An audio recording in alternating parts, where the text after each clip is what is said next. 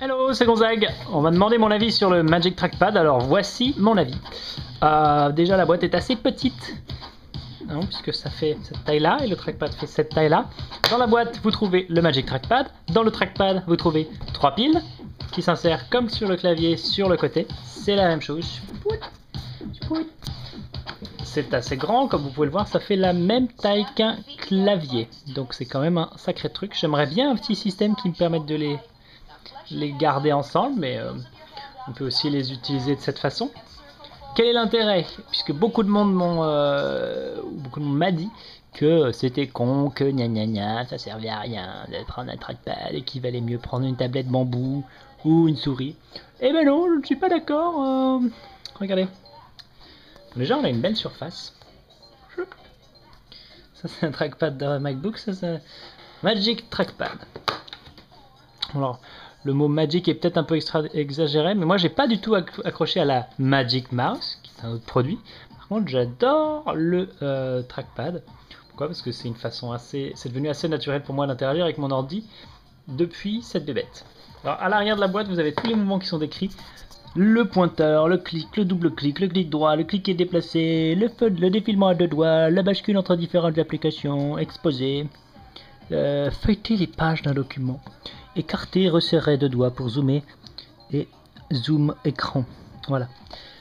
Pas mal de choses qu'on peut faire avec cette petite chose, et c'est vrai que si vous regardez, alors déjà vous pouvez déjà redimensionner vos icônes avec le mouvement du pinch. Oups là. Alors il faut pas se rater parce que c'est pas toujours la sensibilité qu'on veut. Et ensuite, voilà, la chose intéressante, c'est donc avec deux doigts comme ça, on fait défiler. Et avec trois doigts, si vous faites trois doigts vers la gauche ou vers la droite, vous basculez d'avant en arrière dans la navigation. Donc ensuite, quand vous ouvrez des images, alors on va les remettre sur cet écran là. Pareil, avec le mouvement de pinch, vous pouvez zoomer sans utiliser de raccourci clavier, zoomer, dézoomer. J'ai trop de tête sur cette photo. Alors on va zoomer, et on peut tourner la photo, très utile. Et c'est vrai que c'est assez efficace une fois qu'on a pris l'habitude des mouvements. Alors moi je suis pas encore un expert. Le petit point qui va être assez gênant au début, c'est que le clic ne s'effectue pas là, uniquement ici. On entend le bruit. Alors ce qu'il faut faire, c'est activer le clic au toucher.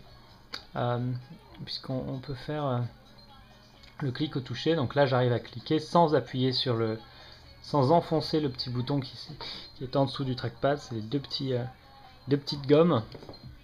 Ensuite, il faudrait que j'ouvre plusieurs images. C'est pas facile avec une main. 6, 7, 8, pouf. Voilà. Donc ensuite vous avez reviens Coco.